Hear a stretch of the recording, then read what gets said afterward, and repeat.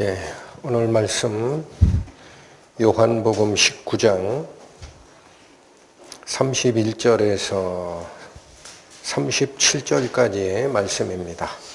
페이지로 신약 183페이지입니다.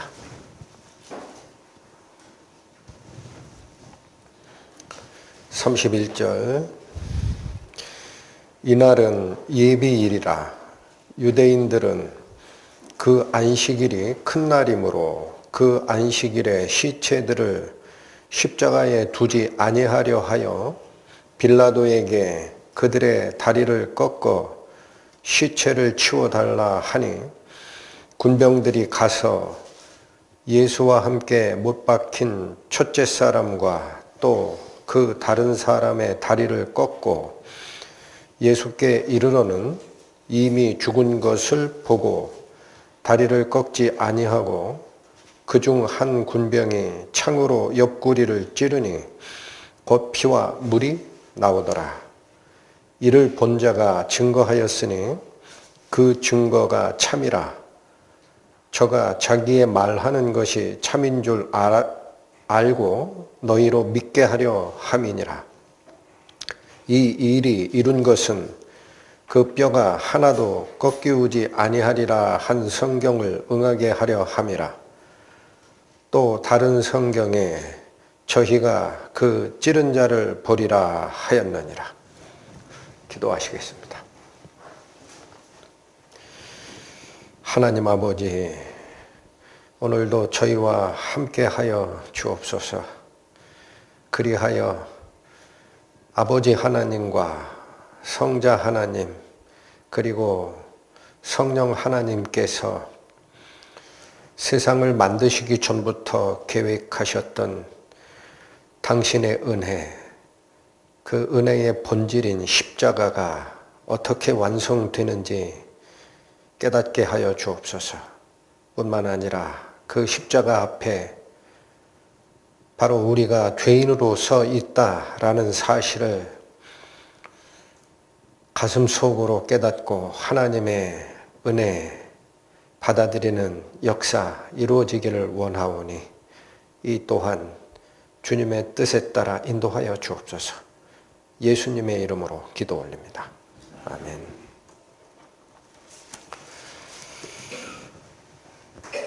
예, 오늘 본문인 31절은 지난주에 살폈던 마지막 절이었었죠. 30절과 연결이 되는 거였습니다. 30절이 어떻게 끝냈습니까?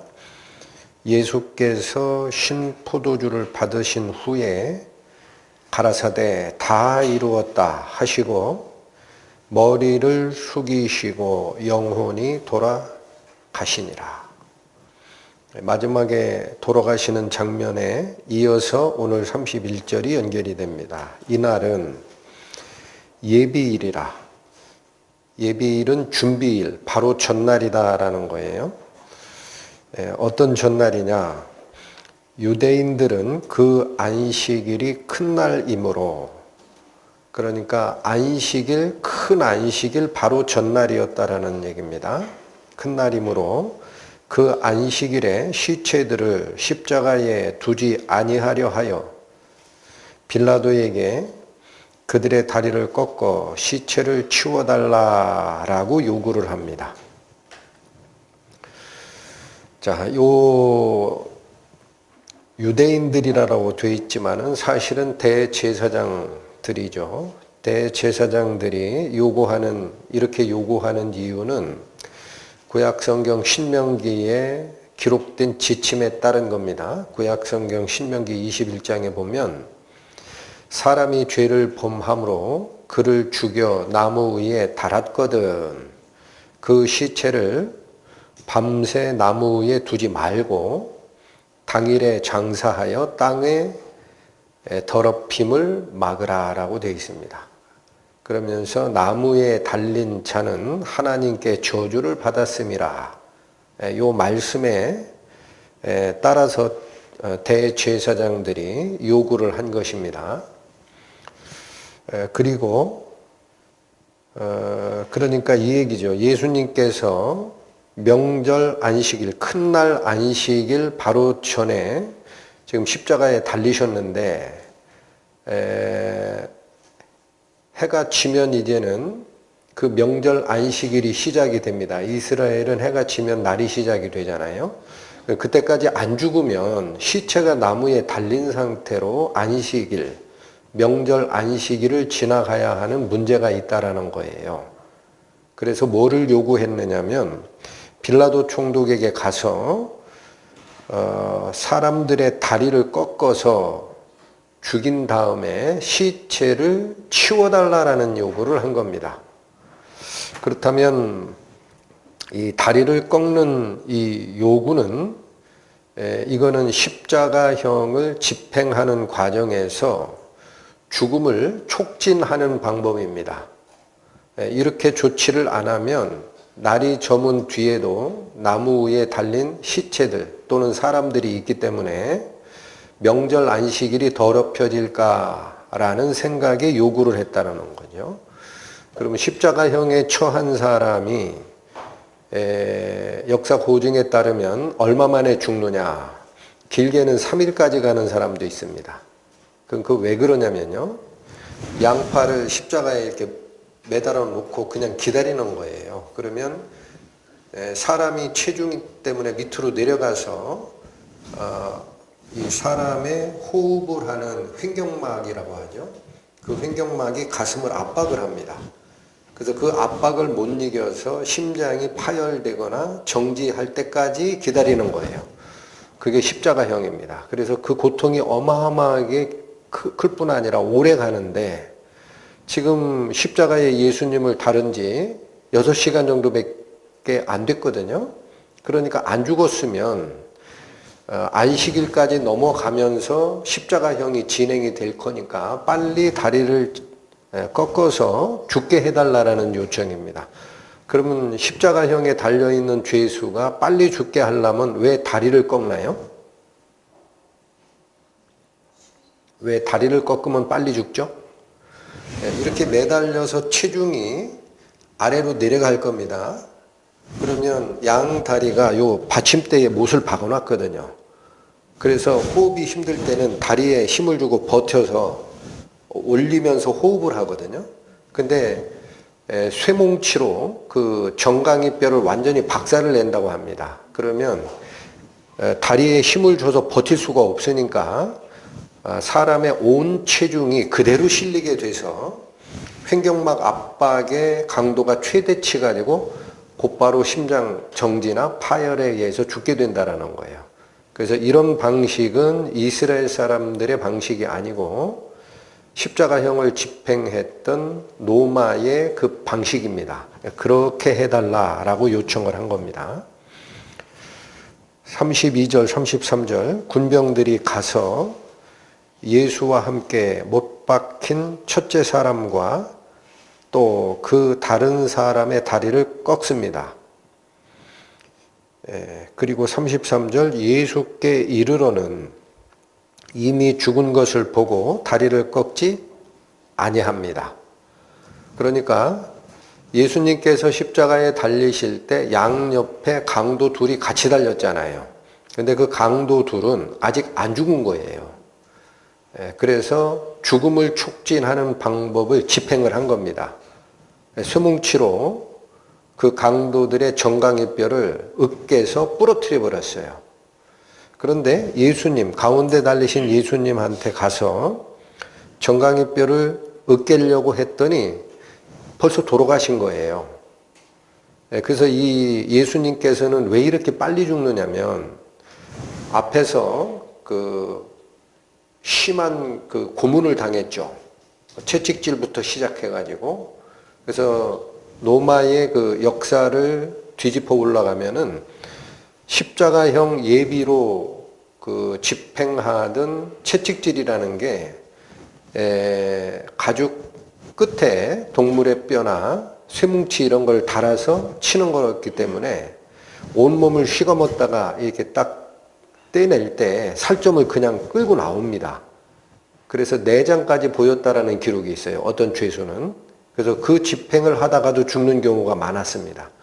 그러니까 그 모진 고난을 받고 십자가형에 처해진 예수님은 이미 체력이 다 가라하고 버틸 수가 없어서 이미 돌아가신 상태다라는 것을 그 사형 집행조였던 로마 군병들이 보자마자 안 겁니다. 이건 다리를 부러뜨릴 필요가 없다. 그래서 그들이 한 조치는 뭐냐면 34절 보시죠. 그중 한 군병이 창으로 옆구리를 찌르고 나니까 곧 피와 물이 나오더라. 자, 이 로마 군병이 죽은 줄 알았으면 놔두면 되지 왜 확인 사살을 하나요? 로마법에 따르면 사형 집행을 하고 있는 그 사형조 병사들이 혹시라도 죄수가 완전히 죽지 않았는데 풀어주거나 한 사실이 확인이 되면 본인 스스로가 죽어야 되는 문제가 있습니다. 그렇게 군율이 엄격하니까 분명히 죽은 것 같은데 그래도 확인해야 되겠죠. 그래서 확인하는 방법으로 옆구리를 창으로 찔렀다라고 합니다. 그럼 십자가에 달려있는 예수님의 몸을 생각을 하시면 밑에서 창으로 찌르면 여기를 파고 들어가는 거예요. 여기를 파고 위로 올라가는 겁니다. 창 끝이. 그래서 여기 기록된 바에 의하면 창으로 찌르니 곧바로 피와 물이 나왔다라고 표현되어 있습니다. 네, 여러분 이 십자가형에 의해서 횡격막의 압박으로 죽는 그 경우에 의학적으로 이런 걸 여러 사람들이 연구를 했대요. 그러면 심장 파열이나 압박 때문에 죽을 때는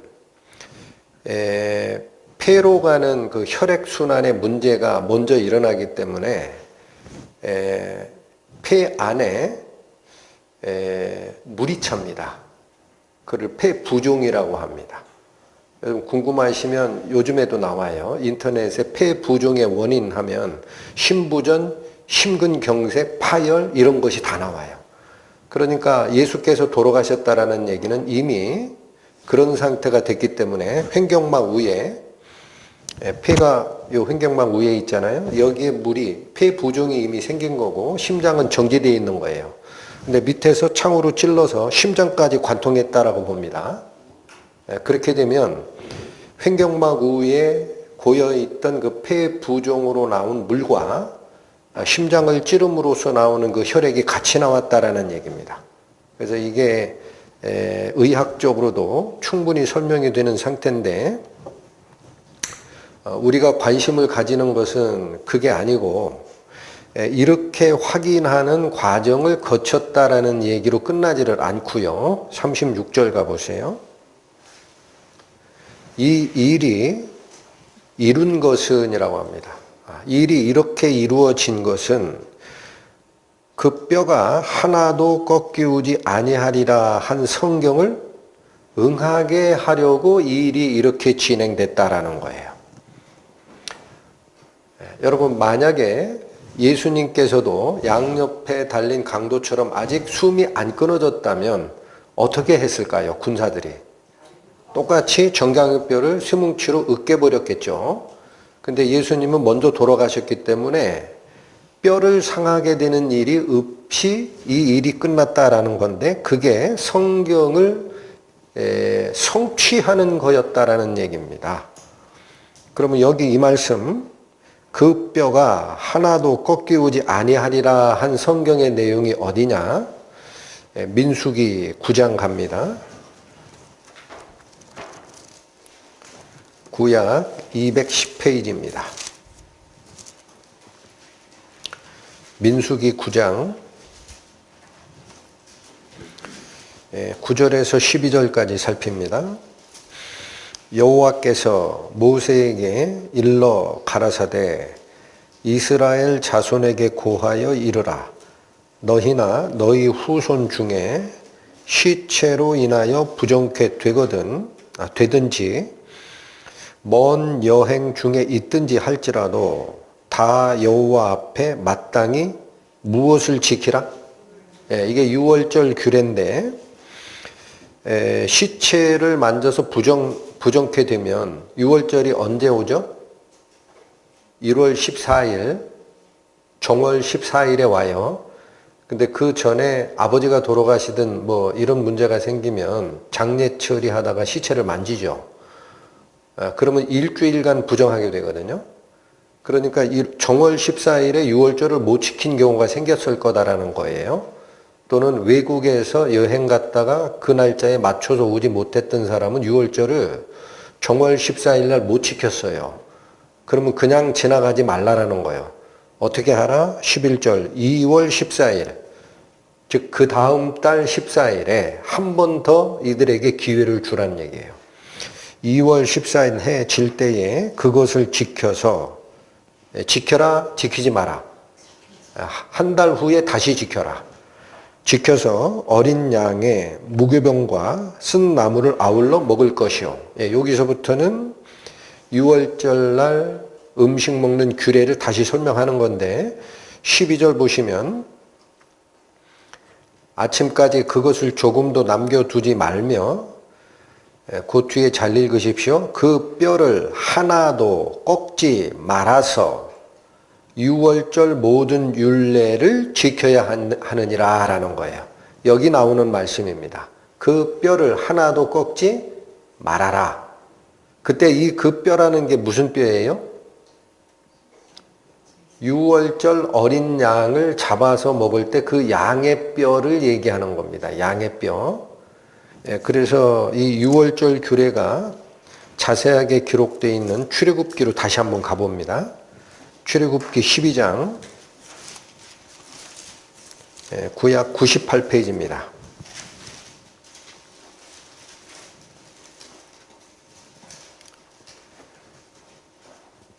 구약 98페이지 출애굽기 12장 3절에서 8절까지 내용 봅니다. 3절 너희는 이스라엘 회중에게 고하여 이르라 이달 열흘에 자, 이 이달이라는 것은 정월달이에요. 2절 먼저 볼까요? 이달로 너희에게 달의 시작 곧 해의 첫 달이 되게 하라. 그러니까 이 해의 첫 달이니까 1월 달이에요. 정월. 그래서 3절 너희는 이스라엘 회중에게 고하여 이르라 정월 열흘에라는 뜻이에요. 1월 열흘에 너희 매인이 즉 각 사람이 어린 양을 취할지니 각 가족대로 그 식구를 위하여 어린 양을 취하되 그 어린 양에 대하여 식구가 너무 적으면 그 집의 이웃과 함께 인수를 따라서 하나를 취하며 각 사람의 식량을 따라서 너희 어린 양을 계산할 것이며 너희 어린 양은 흠없고 1년 된 수컷으로 하되 양이나 염소 중에서 취하고 6절 이달 14일까지 간직하였다가 해질 때에 이스라엘 회중이 그 양을 잡아라. 그러니까 여기 원래 6월절 양을 먹는 규정이 기록된 출애굽기 12장은 굉장히 자세합니다.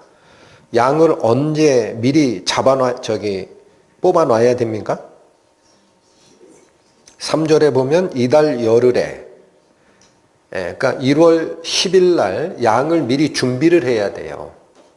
14일에 준비하는 게 아닙니다. 10일에 먼저 준비를 하고 6절에 보면 14일까지 그걸 그대로 간직하고 있다가 해질 때에 그 양을 잡으라는 거예요. 7절 그 피로 양을 먹을 집 문 좌우 설주와 인방에 바르라. 9절은 생략하게 됩니다. 그래서 지금 3절에서 8절까지의 말씀이 뭐냐면 6월절 어린 양을 먹는 방식인데 1월 10일 날 양을 미리 준비해 놓고 있다가 계속 기다리다가 14일 날 해 넘어갈 때 오후라는 뜻이에요. 해 질 때에 그 양을 잡고 피는 어떻게 하라? 그 집의 문에 양 설주, 이게 문 기둥입니다. 그 다음에 인방이 이 위에 가로막대예요. 여기다가 바르고 8절 그 밤에 고기는 불에 구워서 무교병과 쓴 나물과 함께 먹어라 라고 돼 있어요. 그러니까 여러분 여기 이제 두 가지가 나옵니다. 양을 먹는 방식이 양 고기만 먹으면 안 돼요. 먼저 더 중요한 게 뭡니까? 양을 먹기 전에 양의 피를 그 집의 문에 양쪽 기둥과 위에 설주에 여기다 인방에 여기다 바르라라는 거예요. 그리고 나서 8절 그 밤에 고기를 불에 구워서 먹어라. 요 내용 두 가지가 어린 양을 먹는 방식인데 왜 피를 바르고 어떻게 먹느냐가 좀 더 자세하게 나옵니다. 피를 발라야 하는 이유가 23절입니다. 23절 가세요.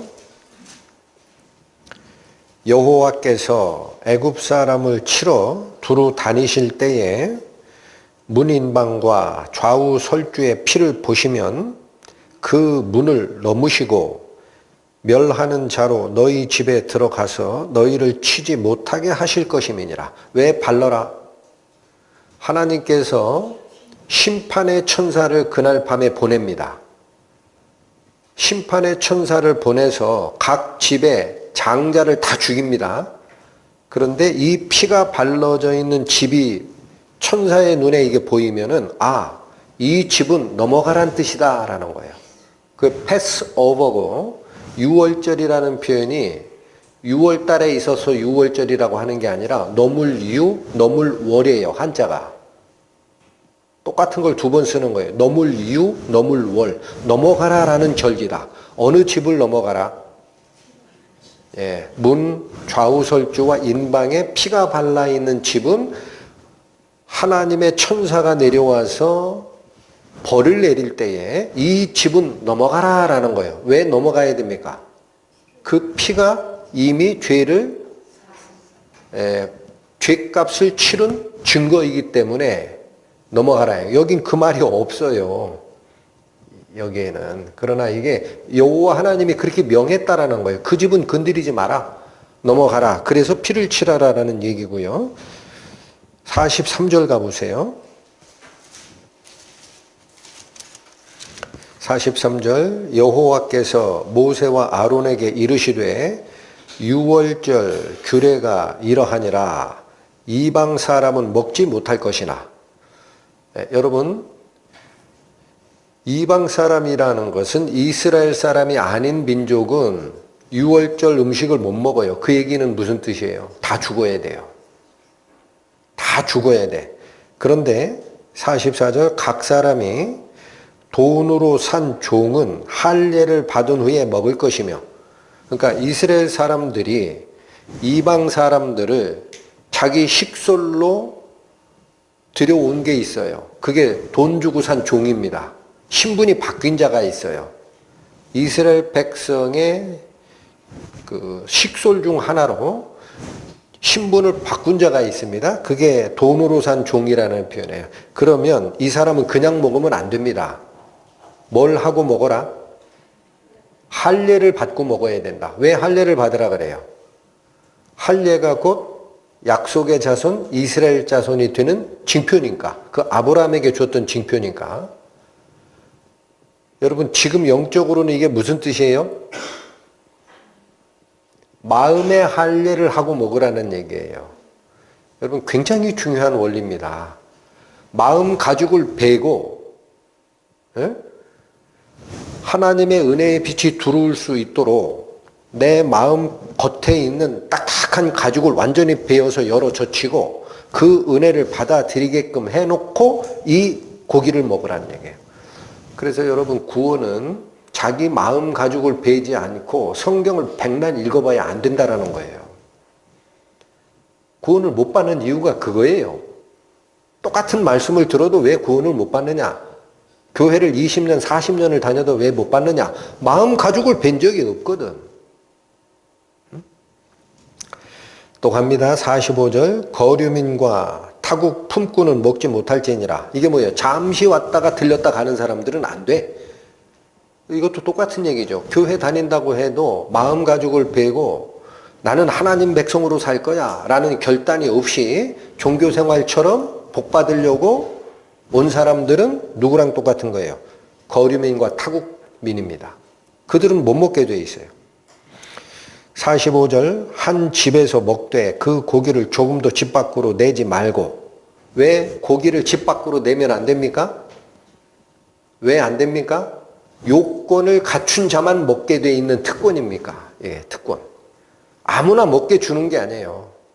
그러니까 예수님께서 십자가에 피 흘린 보혈도 있죠. 그 은혜가 모든 사람을 위해서 준비된 건 맞지만 아무에게나 효력이 가는 게 아닙니다. 아무에게나 가는 효력이 아니에요. 그래서 집 밖으로 내지 말라라는 거예요. 그리고 그 뒤에 말씀이 오늘 본문하고 연결됩니다. 뼈를 어떻게 하지 마라? 네. 그래서 이 역사가 오늘 본문으로 오시면 무엇 때문에 일어났다?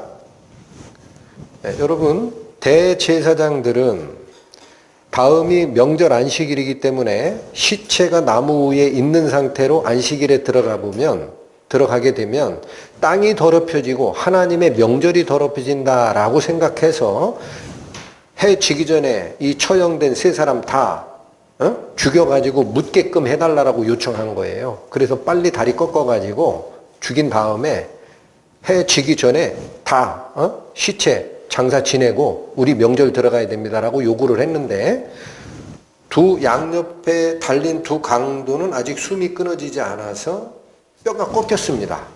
근데 예수님만큼은 대제사장이 요구했으나 예수님만큼은 먼저 돌아가셨기 때문에 뼈를 꺾었다 안 꺾었다. 그러니까 여기 보십시오. 하나님께서 예정하신 이 역사는 반대파가 무슨 생각을 하고 무슨 계략을 꾸민다 하더라도 하나님의 계획을 무효화시킬 수가 없습니다. 특히 중요한 게 이겁니다. 오늘 본문에서 사도 요한이 기록하고 싶은 게 뭐냐면 성경을 응하게 하려 하였다라는 이 말이 무슨 말이에요? 예수님이 뼈가 안 꺾인 게 무슨 성경을 응하게 하였다라는 거예요? 네? 예수님의 뼈가 안 꺾인 것과 지금 제가 읽어드린 이 상황들은 유월절 양을 먹는 규례에 있었던 거예요. 뼈 꺾지 말라라는 게. 그럼 그게 왜 예수님하고 무슨 관계가 있다라는 거예요? 예수께서 유월절 어린 양으로 죽으셨다라는 거예요. 예수께서 자기 죄 때문에 죽은 게 아니라 뭐 때문에 죽었다?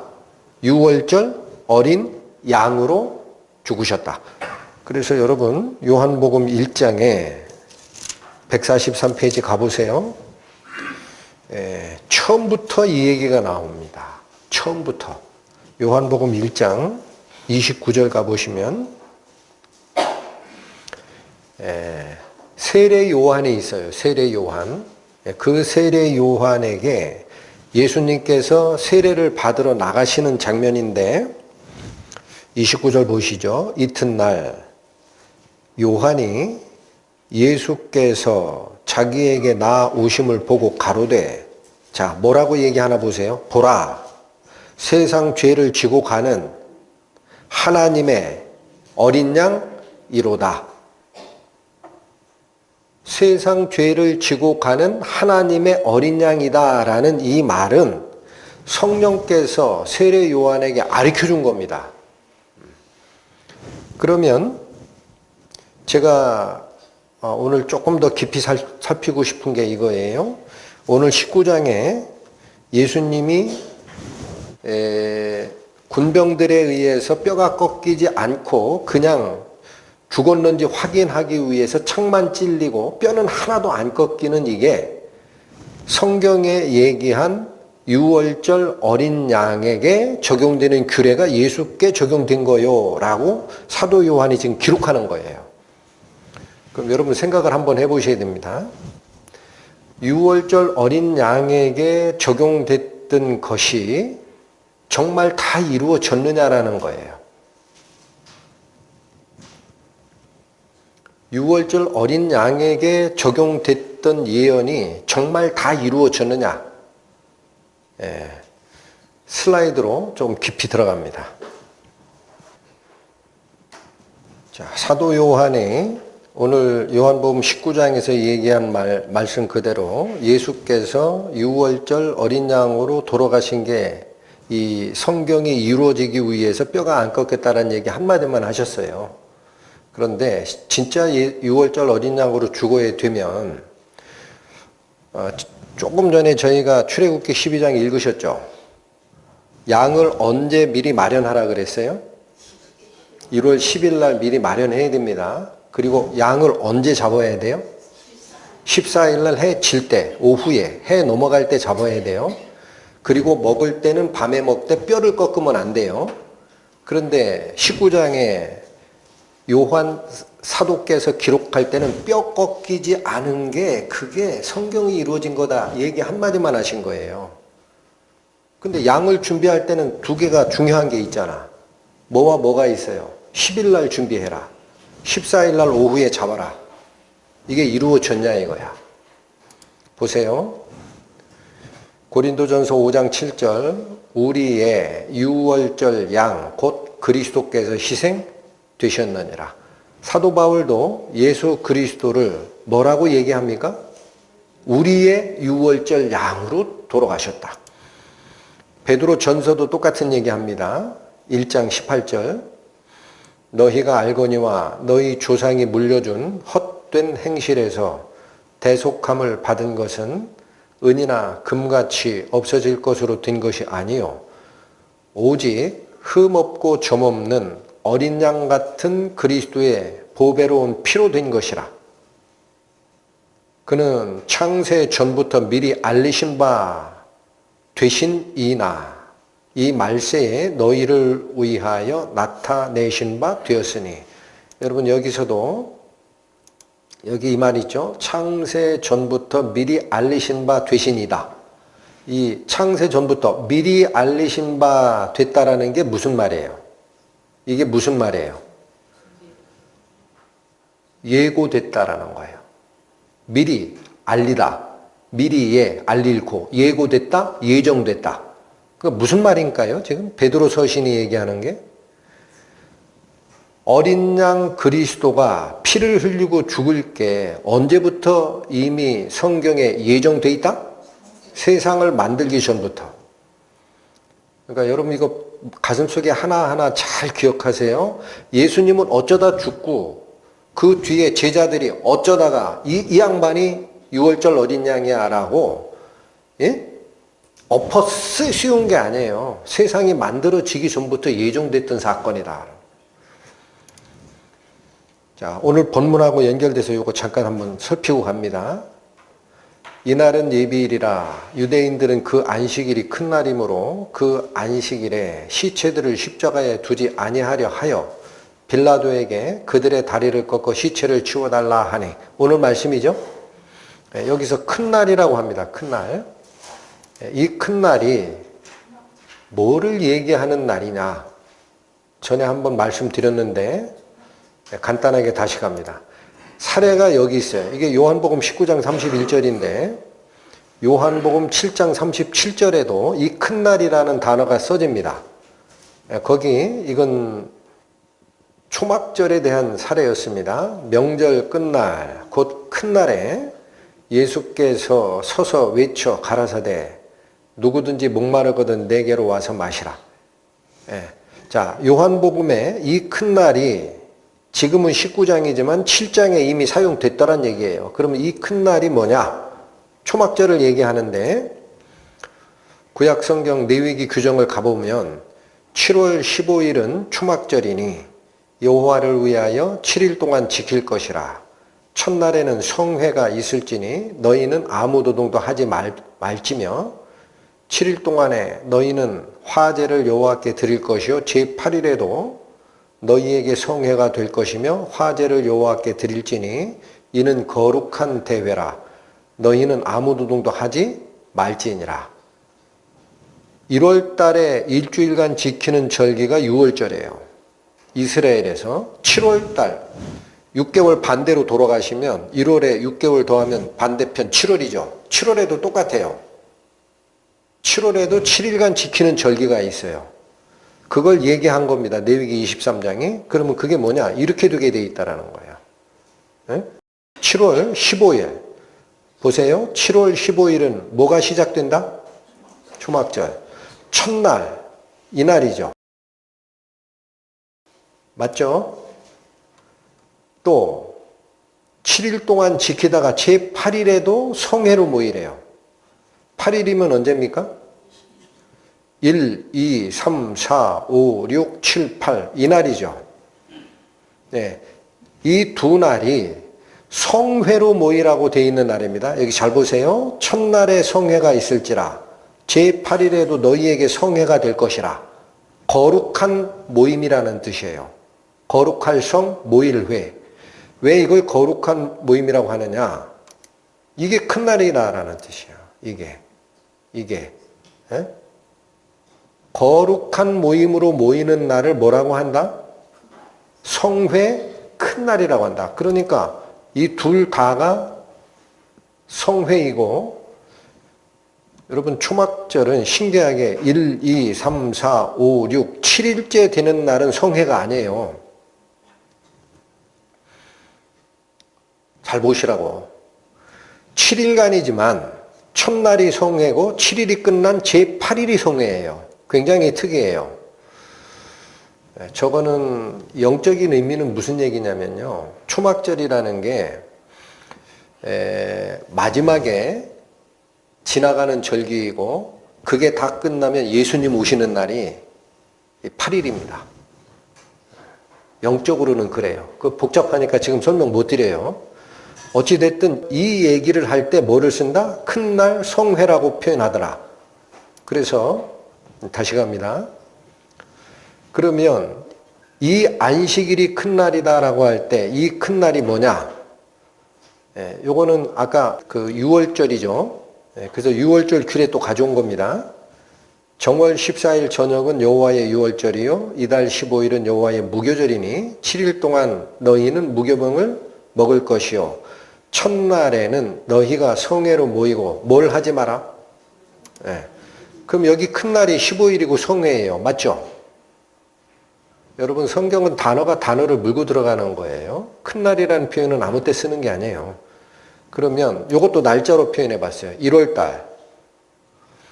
여기 참고로 여기 일요일, 월, 화, 수, 목, 금, 토 이스라엘의 정월 10일부터 16일까지 이 요일과 이스라엘 달력을 매치시킨 요것은 지금 기독교계에서 다 그렇게 오케이를 한 겁니다. 제가 만든 게 아니에요. 이거 뒤집고 싶으신 분은 더 연구하세요. 그런데 무슨 얘기냐면 여기 보세요. 큰 날 15일 성회라고 해요. 그날 노동을 해라 하지 말라. 그러니까 이 얘기입니다. 요 날이에요. 15일 보이죠? 15일. 이 날이 뭐다? 노동을 하지 않는 날이다. 그게 뭐야? 안식일이죠. 그래서 결국 15일이 명절 안식일인 거고 토요일은 일주일마다 오는 정규 안식일인 거고. 요거 지난번에 18장 설명드릴 때 얘기해드렸던 거예요. 자, 그러니까 무슨 얘기냐면 예수님이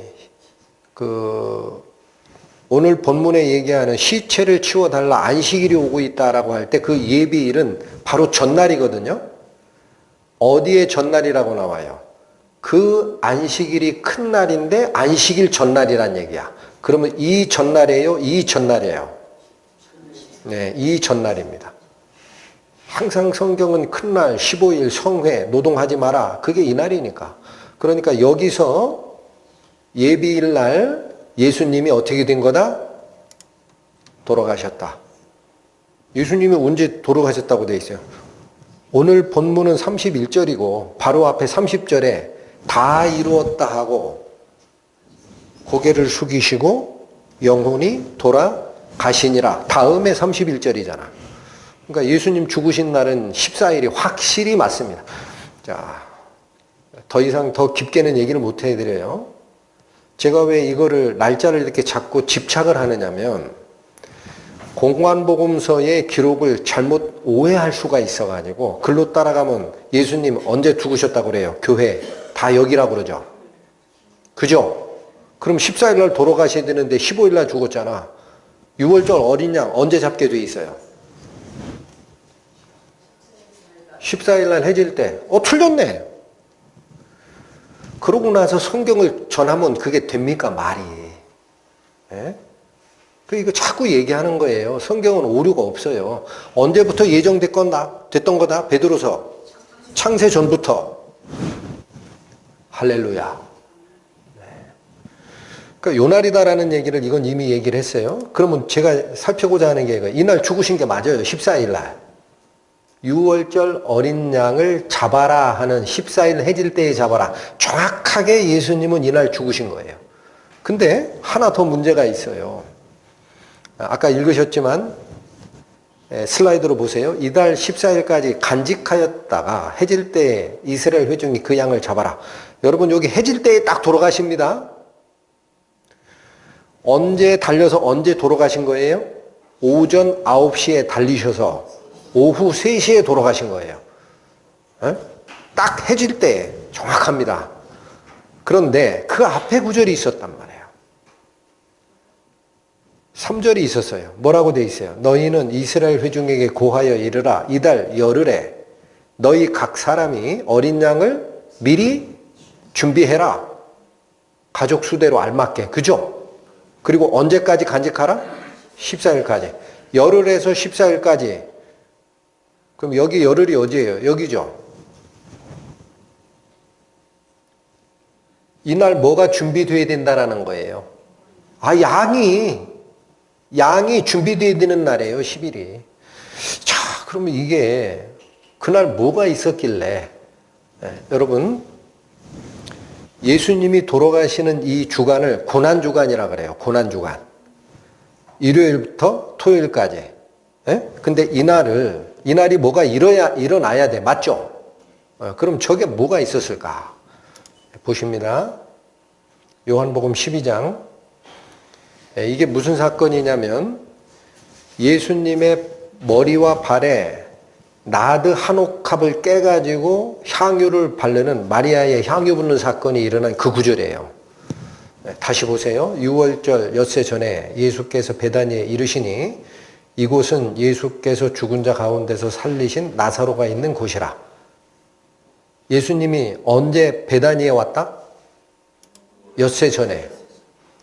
그죠? 그 다음 2절부터 거기서 예수를 위하여 잔치가 일어나는데 향유를 깨서 붓는 일을 합니다. 맞죠? 그럼 예수를 위하여 잔치하면서 졸지 마세요.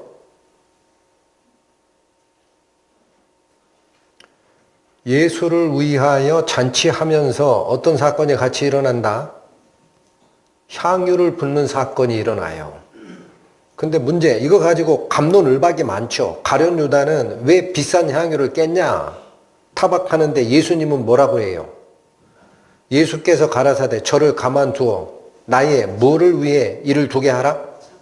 그러니까 마리아가 옥합을 깨가지고 향유를 붓는 그 사건은 예수님의 말씀을 쫓아가셔야 돼요. 예수님이 죽으면 장사 지낼 거를 위해서 이건 간직해야 될 일이라는 거예요. 자, 이게 무슨 말일까? 여기 다시 보세요. 이게 고난주간이죠. 그 전날까지 표현했어요. 10일, 9일, 8일.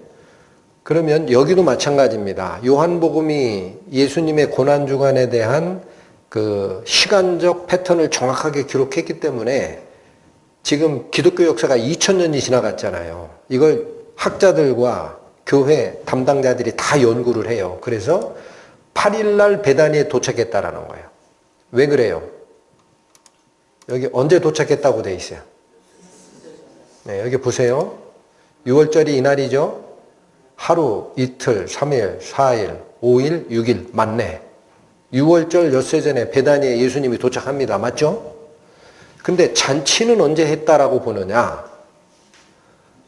금요일 저녁에 잔치를 못합니다. 왜 그래요? 거기서 안식이 시작돼. 금요일 날 저녁부터 토요일까지가 안식이래요. 그런데 금요일 저녁이 안식일이면 잔치상 못 베풀어요. 불도 못 피워요. 식은 음식 조금 먹고 말아야 돼, 안식일에는. 그런데 여기 잔치했다라고 하죠? 그리고 예수님이 도착하자마자 그 수많은 사람을 먹일 잔치를 준비하려면 준비 기간이 있어야 되는데 어떻게 금방 하냐고. 그래서 성경학자들은 식사는 9일날 했다라는 거예요. 자, 이거는 확정된 거는 아니지만 모든 신학자들이 추정한 결과치입니다. 요렇게 됐다라는 거야. 그러면 향유 붓는 사건이 이날 저녁에 일어났다는 거잖아요. 맞죠? 그런데 아까 얘기한 요 11절까지가 향유 붓는 사건을 기록한 문장인데 그 이어지는 문장에 뭐가 있느냐? 12절 그 이튿날에는 명절에 온 큰 무리가 예수께서 예루살렘에 오신다 함을 듣고 종려나무 가지를 가지고 맞으러 나가 외치되 호산나 찬송하리로다 주의 이름으로 오시느니 곧 이스라엘의 왕이시여 하더라. 그 다음 날에 예루살렘 입성이 일어납니다. 그 다음 날에. 그래서 향유를 붓는 사건 이튿날 다음 날에 백성들이 종려나무 가지를 가지고 예수를 맞이했다라고 해서 요 일요일을 종려주일이라고 불러요. 교회력으로. 들어보셨어요? 종려주일이라는 게 어떻게 나온 이름이다? 예수님 예루살렘 성 입성할 때 백성들이 종려 가지를 가지고 맞았기 때문에 이날을 토요일날 다음이니까 주일이죠. 종려주일이라고 표현합니다. 이게 교회력에서 얘기하는 겁니다. 뭐만 빼고는 다 맞느냐? 교회력에서는 6월절을 아니야 예수님이 돌아간 날을 이날이라고 한다고. 그것만 빼고는 딱 맞아요. 그러면 보십시오. 다시 6월절 양을 간직해야 되는 날이 아까 출애굽기에 언제라고 나와요? 10일. 자, 그러면 저는 궁금한 게 이거예요. 이날인데 마르다가 향유를 부은 사건 토요일날 이날은 무슨 관계가 있을까? 자, 여기 보십시오. 유대력으로는 10일이 이렇게 걸쳐요. 여러분 이거 알죠? 우리는 날짜를 어떻게 세요? 밤 12시부터 새날이 밝죠? 이스라엘은 날짜를 어떻게 세요? 전날 밤이 시작될 때부터 날짜예요. 그러면 로마 달력으로 9일이 토요일이었고 10일이 일요일입니다. 9일이 토요일이었고 10일이 일요일이에요. 요거 가져온 거예요. 9일이 토요일이었고 10일이 일요일인데 유대 달력으로 하면은 10일이 토요일 밤이 시작될 때부터 10일이에요. 그죠? 그런데 여기 보십시오. 저녁에 향유 붓는 때가 언제라 그랬어요? 토요일 저녁이죠. 그러면 유대력으로는 이게 10일이에요. 예루살렘 입성한 날은 그 이튿날 낮에 종려나무 가지를 깔고 호산나 우리의 왕이시여 하고 백성들이 예수님을 영접한 날입니다. 그러면 유대력으로는 같은 날이에요. 아시겠습니까? 그럼 왜 이게 중요하냐? 여기 보십시오. 마리아가 향유를 붓는 사건과 예루살렘 입성이 이튿날이라고 표현됐지만 유대력으로는 그러니까 같은 날에 있었다라는 사실인데 그럼 마리아 향유 붓는 이 사건이 무슨 의미냐? 여기 다시 보십시오. 어린 양의 죽음 14일이 맞다 그랬어요. 양을 언제 준비하라? 10일 날. 그럼 요 10일이 무슨 일이 있었느냐? 예루살렘 입성이 있었는데 그 전에 아까 향유 붓는 사건 7절에 예수께서 가라사대 저를 가만두어 나의 장사할 날을 위해 일을 두게 하라라는 말씀이 있었죠. 마리아의 향유 붓는 사건의 의미를 예수께서 딱 이렇게 말씀해 주신 건데 일을 두게 하라라고 우리 개역한글이 번역한 이 문장 있죠. 이게 헬라어 문장을 직역을 하면 그것을 간직하게 하라라는 뜻입니다. 나중에 필요하신 분들은 요한복음 12장 7절을 다른 번역본으로 보세요. 이렇게 번역해 놨어요. 이게 이상하니까 이걸 그냥 두게 하라고 번역한 거예요. 왜 그러냐면 이를 두게 하라라는 게 무슨 뜻일까라는 거야. 그래서 이 구절을 놓고 신학자들도 주석서에 갑론을박 많습니다. 향유를 그때까지 간직하게 하라는 뜻이다 라고 해석하는 분이 있는데 그건 틀렸다 그래요. 왜 틀렸어요? 이미 향유를 부었거든. 근데 어떻게 간직해? 아니 막에 따가지고 일부를 했으면 일부를 보관하지. 마리아가 한 짓은 뭐예요? 향유를 옥합을 깨버렸어요. 보관을 못해? 에? 자, 이게 무슨 말인가 잘 모르시네. 여기 보십시오. 여기 보시면 마리아가 가져다 예수의 발에 붓고 머리털로 씻으니, 여기선 그냥 향유를 부었다고 돼 있는데 다른 복음서에는 옥합을 깼다라고 돼 있어요. 다 쓰고 난 뒤에 유다는 비난을 합니다. 그 팔아가지고 가난한 자 구제 헌금으로 쓰지 왜 그걸 다 버리냐. 예수님은 뭐라고 그래요? 나의 장사할 날을 위해 이를 어떻게 하라? 그러면 이걸 간직할 수 있는 방법이 있어요? 다 깨졌는데.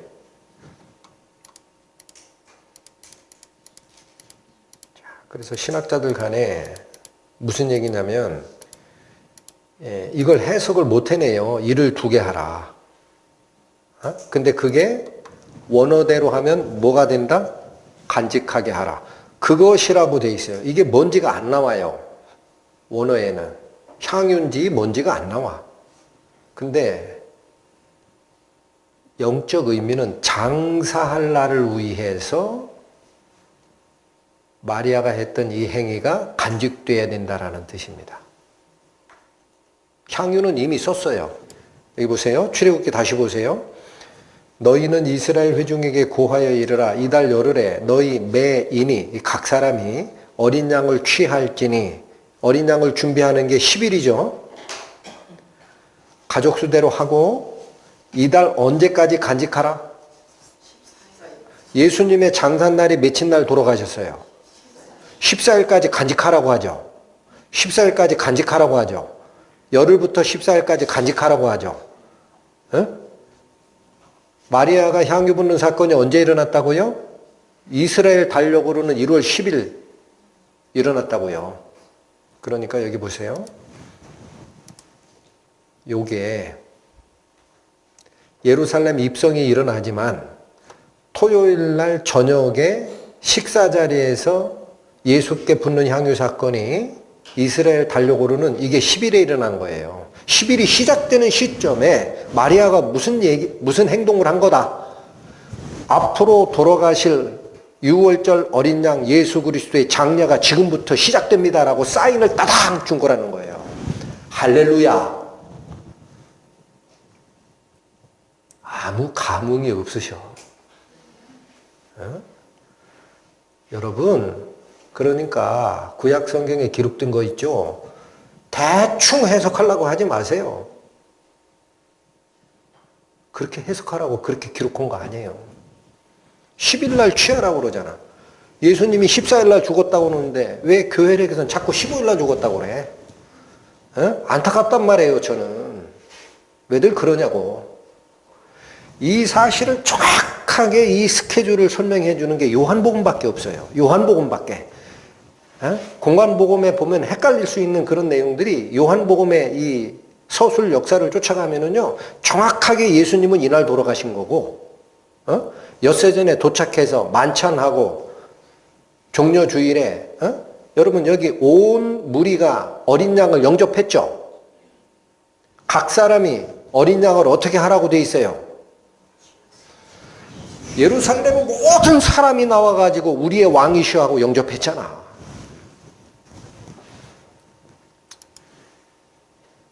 저는 깜짝깜짝 놀래요. 기도하고 말씀 상고하다가 깜짝깜짝 놀래요. 한 톨도 어기지 않고 이루어지시는구나. 예수님의 생애. 그러니까 여기 골로새서에 뭐라고 돼요? 세번역으로 읽습니다. 그러므로 먹고 마시는 일이나 명절이나 초승달 축제나 안식일 문제로 아무도 여러분을 심판하지 못하게 하십시오.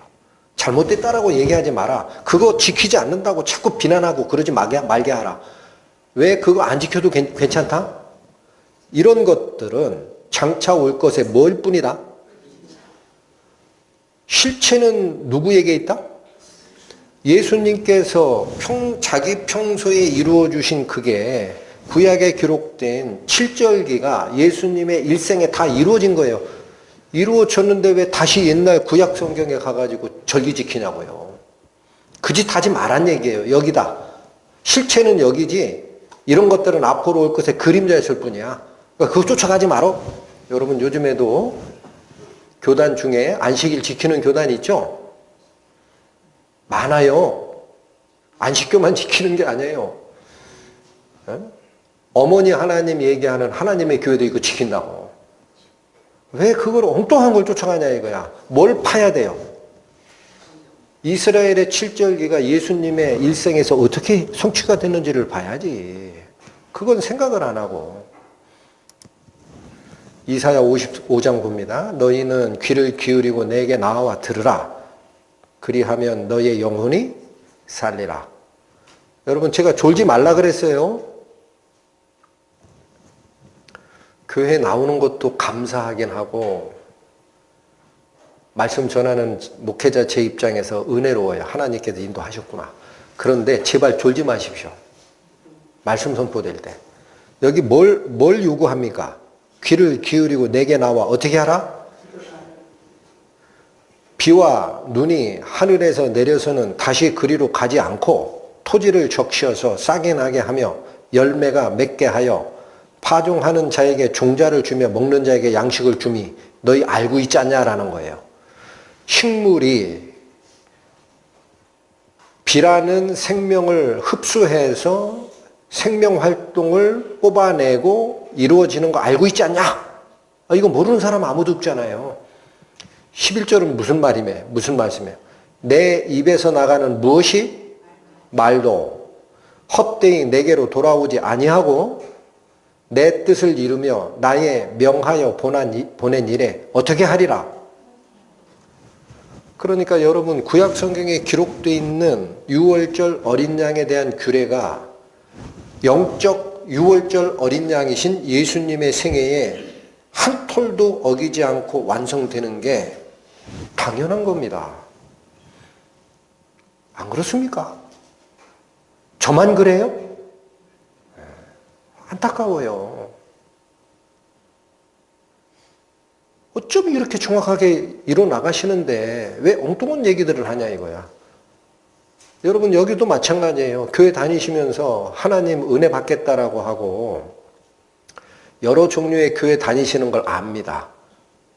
은사주의 쪽에서는 방언하지 않으면 은혜 못 받았다고 하고 조금 더 나가면 뭐 치유의 은사했다고 사람 몰려나가는데 그 목사님 따라가 봐야 끝이 안 좋아요. 귀신 쫓아냈다, 은혜 받았다, 사람 치유한다라는 목사님 쫓아가 보세요. 끝이 어떻게 되나? 같이 망한다고. 그러면 도대체 어디서 은혜를 받느냐를 잘 생각하시라는 거예요. 도대체 우리는 하나님의 은혜를 어디서 발견하느냐? 어디서 발견한다? 말. 반드시 기억하세요. 성경의 말씀 속에 있습니다. 거기서 하나님의 뜻을 발견하지 못하면 종교생활 하시다 가시는 거야. 자, 그래서 지금 이 말씀을 드린 이유는 오늘 본문이 사도 요한께서 그렇게 목모아서 강조하고 싶었던 예수님은 유월절 어린 양으로 예언대로 돌아가셨다라는 얘기를 한 건데 그거 하나만 이루어진 게 아니라 통째로 다 이루어졌다라는 얘기를 저는 하고 싶었어요. 통째로 했다. 우리가 잘 몰라서 그렇지. 잘만 기도하고 연구해봐라. 일부만 된 게 아니다라는 말씀을 드린 겁니다. 자, 오늘 본문으로 다시 가시면 여기 또 하나의 가르침이 있어요. 요한복음 19장 군병이 창으로 옆구리를 찌르는 그 사건을 이걸 기록한 사도 요한은 굉장히 강조를 합니다. 34절 보세요. 그중 한 군병이 창으로 옆구리를 찌르니 곧 피와 물이 나오더라. 그런데 이게 왜 중요하냐를 35절이 얘기를 해요. 이를 본 자가 증거하였으니, 자, 예수님을 노마 병사 하나가 창으로 찔렀더니 피와 물이 나오는 것을 내가 봤다라고 얘기하는 거예요. 네. 여러분 여기 요한복음의 이 연극 장면을 회상하시면 십자가 근처에 여인들 말고 제자 누가 있었어요? 네. 이 글을 쓰는 사도 요한이 있어요. 그래서 이 사도 요한이 이걸 무지하게 강조하는 겁니다. 이를 본 자가 증거하였으니 그 증거가 참이라. 그러면 이 말을 쓰는 게 사도 요한이 아니라 다른 사람 얘기를 사도 요한이 받아서 썼을 수도 있는데 왜 사도 요한이라고 얘기를 할 수 있느냐? 뒤에 언급이 있어요. 저가 자기의 말한 것이 참인 줄을 알고 너희로 어떻게 하려 함이라? 예, 그러면 20장 31절 잠깐 가세요. 20장 31절 오직 이것을 기록함은 너희로 예수께서 하나님의 아들 그리스도이심을 믿게 하려 함이요 또 너희로 믿고 그 이름을 힘입어 생명을 얻게 하려 함이니라. 그래서 이 그러니까 요한복음을 기록한 자가 사도 요한이다라는 얘기를 20장 31절을 통해서 우리가 아는 겁니다. 주의 사랑하는 제자라고 표현하는 자기 이름을 밝히기 머쓱하니까. 그런데 여기 사용한 마지막 문장이 뭐예요? 너희로 믿고 그 이름을 힘입어 영생을 얻게 하려고 이걸 기록했다라고 하죠. 그러니까 오늘 본문 19장 35절도 그 맥락이에요. 저가 자기의 말하는 것이 참인 줄 알고 너희로 어떻게 하려고 한다? 네. 그 신학자들은 이 35절에 이 증인이 누구냐? 요한복음을 기록한 사도 요한이라고 다 동의합니다. 근데 왜 이걸 강조했을까라는 거예요. 어? 왜 이걸 강조했을까? 어? 자, 여러분 십자가 사건의 근원이 베드로 서신이 얘기하는 대로 창세 전부터 미리 예정됐던 사건이고, 잘 들으셔야 됩니다. 성부 하나님, 성자 하나님, 성령 하나님, 성삼위 하나님께서 세상을 만들기 전부터 미리 예정했던 사건이시고, 그래서 그것을 2000년 전 예수님의 시대에 사람의 아들로 태어나게 하셔서 이루신 사건이 맞다.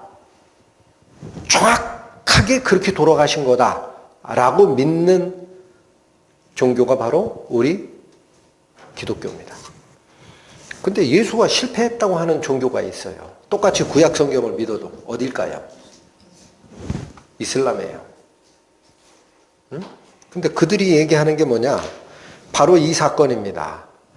군병이 창으로 찔렀더니 예수님의 시신에서 물과 피가 나왔다라는 이거를 인정을 안 해요. 왜 안 하느냐? 그러면 그거는 사람의 아들로 태어난 예수가 그리스도라는 얘기가 돼버리니까 예수의 죽음이 실패가 아니고 성공이 돼. 어? 그래서 이게 여기 지금 어려운 얘기를 할게요. 분명히 성령으로 이 본질이 하나님이 영이신이라고 돼 있어요. 성령으로 존재하셨던 그 영체이신 이분이 그리스도신데 이 땅에 예수와 같이 활동을 하다가 그 그리스도, 영으로 표현되는 그리스도는 올라가셨고 예수는 그냥 사람으로 죽었다. 이렇게 얘기를 하거나 아예 그리스도께서 세상에 있을 때 입었던 몸이라는 거는 우리와 같이 피와 육체가 있는 그런 몸이 아니고 육체처럼 보이는 형체를 입고 있다 갔을 뿐이다 라고 주장하는 사람들이 초대교회에 나옵니다. 이 요한복음을 기록한 사도 요한이 살아있을 때 이미 출현해요. 그래서 그런 주장을 뭐라고 하느냐? 가현설이라고 합니다. 거짓 가짜를 써요, 한자로. 나타날 현. 예수께서 우리와 같은 피와 살을 가진 몸으로 나타난 게 아니라 가상의 몸으로 오셨다가 가셨다라고 주장하는 것을 그래서 가현설이라고 합니다. 진짜 몸으로 온 게 아니에요. 그러면 요한복음이 기록하고 있는 1장에 뭐라고 해요? 태초에 있는 말씀이 하나님이시고 말씀이 육신이 되어 우리 가운데 거하셨다라는 이 말은 거짓이에요. 육신을 입은 적이 없다라는 거야. 가현설 주장자들이. 이해가 돼요? 그래서 그 가현설을 이것도 나중에 여유 있는 분은 요즘에 인터넷 잘 돼 있어요. 검색하면 다 나와요. 이게 원어적 이름이 도케티즘이라고 합니다. 도케티즘. 그래서 그게 뭔가 하고 봤더니 도케티즘이 어디서 나온 단어인가 했더니 헬라어 도케오라는 동사가 있어요. 도케오. 도케오라는 현상을 믿는 주의를 도케티즘이라고 하는 거예요. 근데 그 도케오가 무슨 뜻이냐? 동사인데 뭐뭐처럼 보이다라는 단어입니다. 아주 쉬워요. 뭐뭐처럼 보이다. 그럼 이게 왜 도케티즘이 됐을까? 여러분, 이슬람이 쫓아가는 구약 성경 다 믿어요, 그들. 예수도 선지자라고 믿어요. 근데 예수가 실패자라고 믿고 그 후에 570년부터 한 620년 사이에 나타났던 무함마드가 알라의 뜻을 마지막 완성시키러 온 마지막 선지자라고 믿고 이들이 이 무함마드가 얘기한 기록을 따로 써놓은 경전이 꾸란입니다. 이건 아시죠? 여러분, 이슬람이 구약 성경 안 믿는다고 해서 완전히 잘못하시는 거예요. 다 믿어요. 신약을 안 믿어요. 예수의 말씀부터 안 믿어. 그런데 그 꾸란 4장 156절에 이 기록이 있습니다. 그들이 말하기를 예수를 우리가 죽였다고 하지만 사실은 그를 죽이지도 않았고 십자가에 못 박지도 않았다. 단지 그렇게 보였을 뿐이다. 도케오. 단지 그렇게 보였을 뿐이다. 뭐뭐처럼 보이다. 도케오. 그래서 바로 570년 정도에 태어나서 620몇 년인가 그때 활동했던 이 무함마드라는 이 사람이 이미 사도 요한이 살아 계실 때부터 나왔던 가연설이라는 책에 영향을 받았다는 게 신학자들의 연구의 중론입니다. 그래서 그렇게 주장하는 사람들이 다 성경에서 뭐라 그래요? 적그리스도의 영을 가진 자라 그래요. 예수를 반대하니까. 여러분, 요한일서 4장 가십니다. 신약 392페이지. 요한일서 4장 2절 3절 봅니다. 하나님의 영은 이것으로 알지니 곧 예수 그리스도께서 육체로 오신 것을 시인하는 영마다 하나님께 속한 것이요. 3절 예수를 시인하지 아니하는 영마다. 이 말은 뭐예요? 2절을 받으면 예수께서 육체로 오신 것을 시인하지 아니하는 영마다 그 뜻이에요. 하나님께 속한 것이 아니니 이것이 곧 누구의 영이라? 적그리스도의 영이니라. 오리라 한 말을 너희가 들었거니와 이제 벌써 세상에 있느니라. 도케티즘, 가연설이 주장될 때부터 이미 예수님이 그리스도다라는 이 사상에 반대되는 안티크라이스트, 적그리스도의 영이 활동하고 있는 것이고 무함마드는 그 논리에 속고 자기를 예수님 위로 올린 자입니다. 그러니까 이게 적그리스도의 영이죠. 어디에 거기에 구원이 있습니까? 여러분, 오늘 요한복음에 얘기한 물과 피가 나왔다라는 이 말씀이 이걸 기록한 요한께서 서신서 쓰시잖아요. 그게 요한 1서예요. 1서, 2서, 3서 있죠.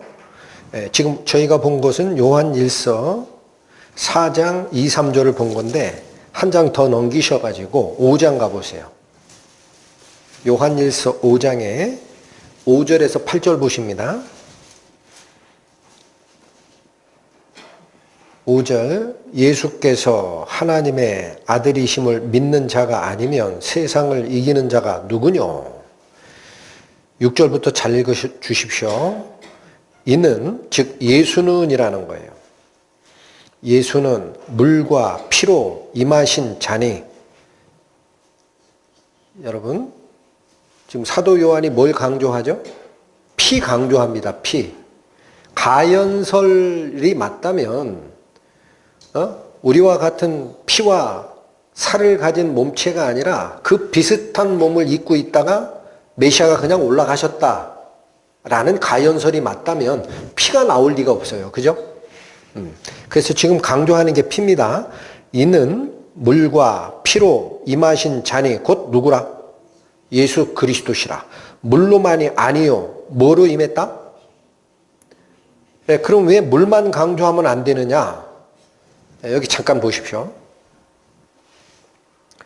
가연설 주장자 중에 역사 기록으로 얘기하면 아까 얘기했던 사도 요한과 같은 시대에 살았던 케린투스라는 사람이 있었어요. 근데 이 사람은 뭐라고 얘기했느냐? 그리스도께서는 세례를 받을 때에 인간 예수에 임했다가 십자가에 돌아가시기 직전에 그를 떠났다. 이렇게 얘기합니다. 하나님의 아들이 죽은 적이 없다. 그러니까 이 케린투스가 아마 가연설의 최초 주장자일 거예요. 이런 사람 말에 따르면 그리스도의 영이 언제 임해요? 세례 받을 때. 그게 언제예요?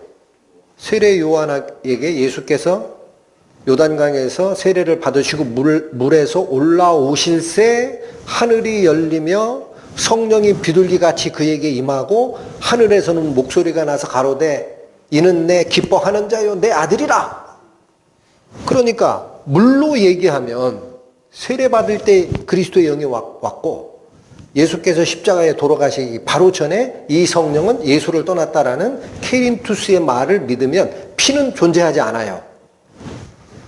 여러분 요한 1서 5장 여기가 신학적으로 굉장히 중요한 파트예요. 그래서 요한 사도가 뭘 강조하는 거예요? 우리 예수께서는 물로만 온 자가 아니야. 왜? 물로만 왔다고 하는 게 누구 주장이에요? 케린투스의 주장이에요. 세례받을 때 예수님의 영이 왔다.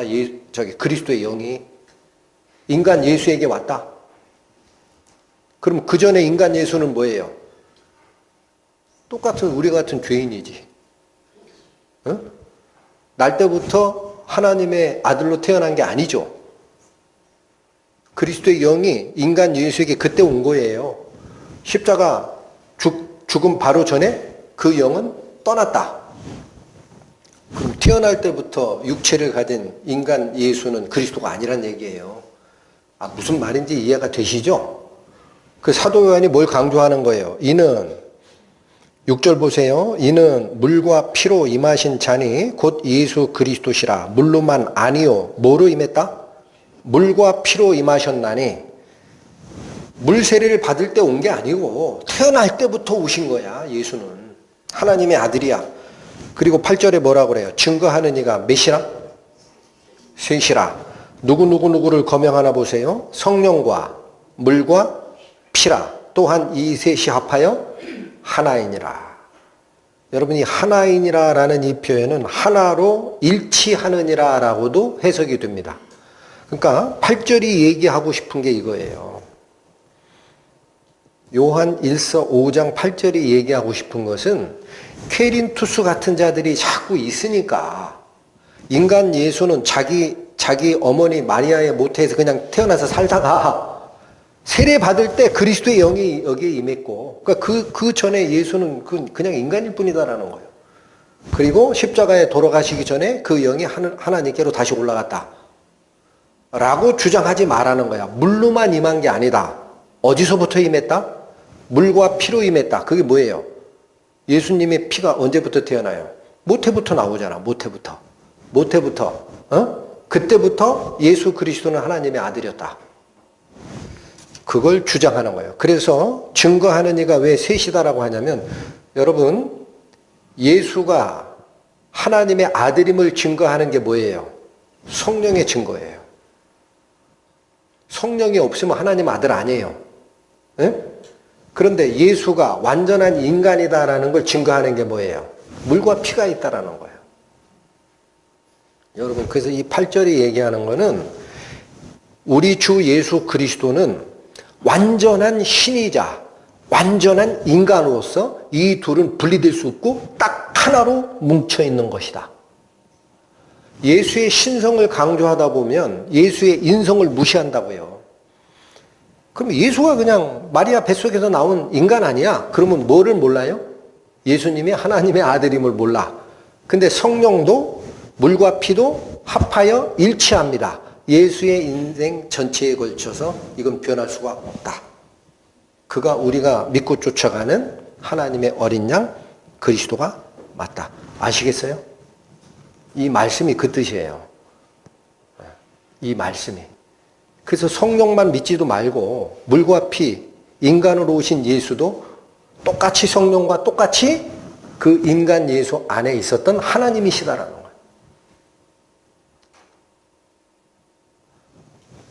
땅에 있는 사람이 하늘에 있는 하나님 근처로 가려면 사다리가 필요할 거예요. 그 사다리가 땅에 딛고 있지 아니하면 인간이 사다리를 타고 올라갈 방법이 없어요. 그 사다리의 위쪽 끝이 하늘에 닿지 않았다면 땅을 출발한 인간이 하나님께 도달할 방법도 없어요. 예수 그리스도는 완전한 길로 오신 거고 완전한 사다리로 오신 거기 때문에 완전한 인성과 완전한 신성을 같이 가지고 계셨다라는 거예요. 이해가 되십니까?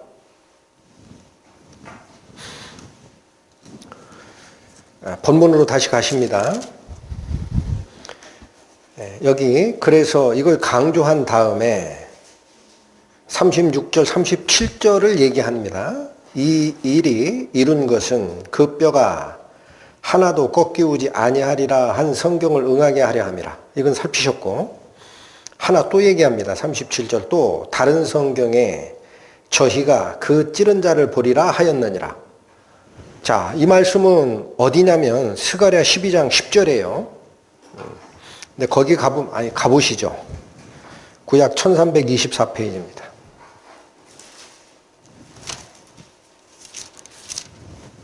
구약 1324페이지 스가랴 12장 10절에 보면 이 말씀이 기록되어 있습니다. 내가 다윗의 집과 예루살렘 거민에게 은총과 간구하는 심령을 부어주리니 그들이 그 찌른 바 그를 바라보고 그를 위하여 애통하기를 독자를 위하여 애통하듯 하며 그를 위하여 통곡하기를 장자를 위하여 통곡하듯 하리라. 스가랴 선지자가 예언한 겁니다.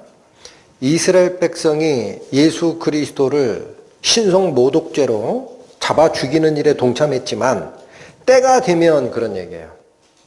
이스라엘에게 정해진 때가 되면 은총과 간구하는 심령을 하나님이 허락해 줄 거다라는 얘기예요.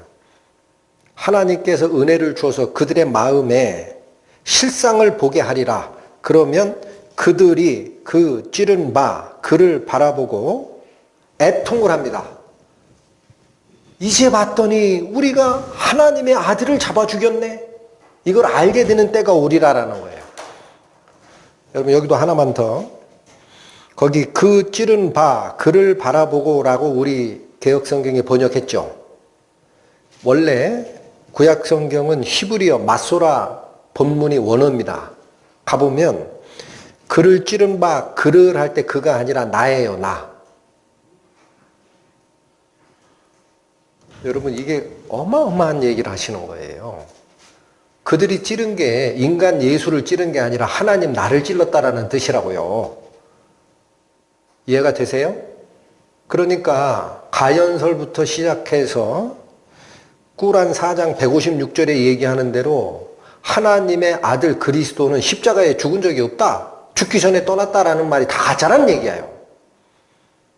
그들이 찌른 본체가 누구다? 나다. 나 하나님을 찌른 거다. 어떻게 그게 성자 예수를 찌른 거지? 힘들어요.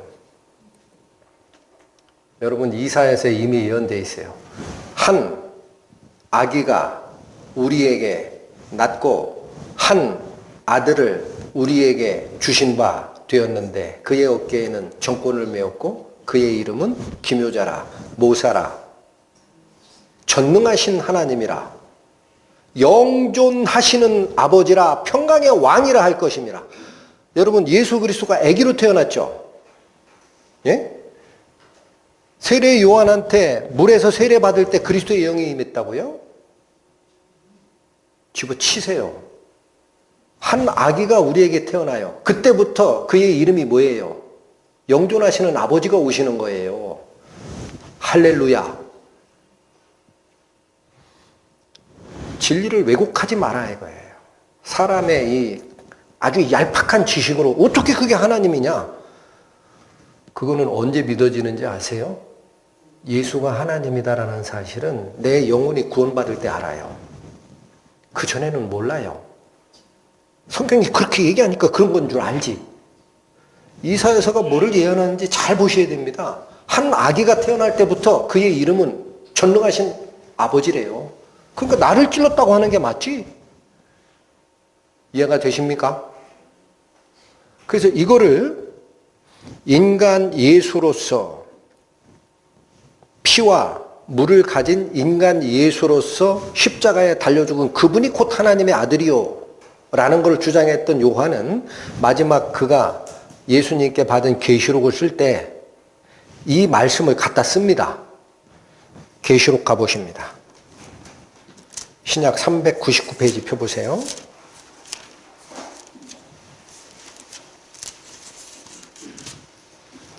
계시록 1장 7절 보십니다. 볼지어다 구름을 타고 오시리라. 이거 누구죠? 예수님이 승천하실 때 제자들과 사람들이 하늘을 쳐다볼 때 예수 그리스도 승천 과정에 양옆에 흰옷 입은 두 사람이 서서 말하되 너희들은 어찌하여 그렇게 쳐다만 보고 있느냐? 너희들 눈에 이 하늘로 올리우신 이 예수는 오신 그것을 본 그대로 다시 오시리라 예언했죠. 구름 사이로 끌어올리시는 모습을 보여줬거든. 그래서 구름을 타고 오시리라 라는 얘기는 예언된 예수님의 재림입니다. 볼지어다 구름을 타고 오시리라. 각 사람이 눈이 그를 보겠고 그를 찌른 자들도 볼 터이요 땅에 있는 모든 족속이 그를 인하여 애곡하리니 그러하리라. 여러분 예수님이 재림할 때 누구도 본다고 그래요? 그를 찌른 자들. 그럼 여기 보세요. 가연설이 주장하는 바대로 혹은 꾸란이 얘기하는 대로 십자가에 달려 죽기 전에 그리스도의 영이 떠났으면 십자가에 달려 죽은 거는 다른 사람이지. 설명을 못해요. 누구냐라고도. 그냥 그건 그리스도는 아니야. 어쨌든 이렇게 얘기를 한다고. 그러면 예수님이 다시 오실 때 이분이 하나님으로 오시는 거고 재판장으로 오시잖아요. 오실 때 예수를 찌른 자라고 얘기할 수 있어요? 없어요? 여기 예수님의 계시를 받는 이 말씀이 무슨 얘기냐면요. 그때 십자가 창에 찔린 그게 바로 앞으로 오실 심판주 성자 하나님 나였어 라는 얘기예요. 앞으로 엉뚱한 얘기하지 마라. 엉뚱한 사람이 찔렸다고 하지 마라. 할렐루야. 그럼 여기 누가 찌른 사람이 본다라는 뜻입니까? 이거 노마병정이 본다라고 해석하면 안 돼요. 오늘 본문에 한 병사가 찔렀어요. 둘이 찔른 거 아니에요. 예수님 옆구리 찔른 사람은 딱 한 명이에요. 여기는 한 사람이라고 그래요. 자들이라고 그래요. 왜 복수가 돼요 그러면? 여러분 예수님을 찔러 죽인 것은 로마 병정이 아니라 우리예요. 우리 죄인이 자꾸 강조해드린다고. 노마 병정이 싫다고 그러면 예수님이 죽은 이유가 나 때문에 죽은 게 아닌데? 여러분 이사야서에 뭐라고 되어 있습니까? 53장 5절에 아주 유명하죠. 그가 찔림은 우리의 허물을 인하며 그가 상함은 우리의 죄악을 인함이라. 예수가 찔린 이유가 중요한 거지 창 끝을 들이댄 노마병사가 중요합니까? 복수가 되는 거예요. 복수. 그 찌른 자들 그때는 모든 사람이 알아버립니다. 예수께서 죽은 이유가 우리 죄 때문에 죽었구나. 그러나 그때는 이미 심판하러 오시는 때이기 때문에 예수 그리스도의 은혜를 영접하지 않은 자는 심판의 부활로만 만나게 됩니다. 이게 우리 앞에 펼쳐질 앞으로의 미래입니다. 여러분 성경 말씀을 제가 자꾸 강조하는 이유가 있습니다. 생명의 빛은 어디 속에 숨어 있다. 생명의 빛은 방언에 숨어 있지 않다. 생명의 빛은 치유의 은사 속에 없다. 생명의 빛은 축기의 은사를 했다고 그 사람 속에 없다. 심지어 생명의 빛은 설교 단상에서 말을 전한다고 해서 그 사람의 속에 있는 것도 아니야. 생명의 빛은 어디에 있어요? 내가 너희에게 이른 말이 영이요 생명이라. 내가 너희에게 이른 말이 영이요 생명이라. 기도하시고 마치겠습니다. 하나님 아버지 감사합니다. 오늘 저희가 살폈던 창세 전부터 예고됐던 6월절 어린 양 예수 그리스도의 의미 가슴으로 새기고 그 십자가 밑에서 그 찌른 자가 바로 나였음을 깨닫는 은혜 있기를 원하옵고 또한 그걸 발견한 후에 모든 걸 다 내려놓고 예수께서 이끄시는 그 길 기쁨으로 쫓아가는 저희 성도가 될 수 있도록 인도하여 주옵소서. 예수님의 이름으로 기도 올립니다. 아멘.